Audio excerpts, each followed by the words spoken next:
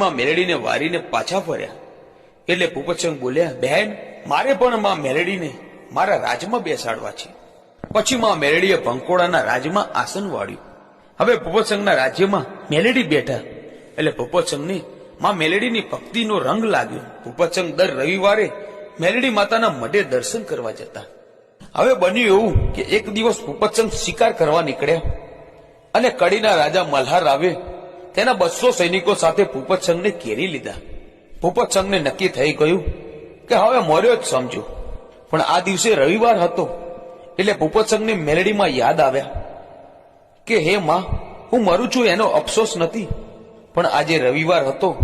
જો તારા દર્શન થઈ ગયા હોત ને તો મારો જીવ સદગતિએ જાત. ભૂપતસિંહ આટલું બોલ્યા ત્યાં તો ઉગતાની મેલડીમાં ભંકોળામાં જાગૃત થઈને રથડો જોડીને ભૂપતસિંહની વારે આવી બોલ્યા કે આ 200 સૈનિકોના ઘેરામાંથી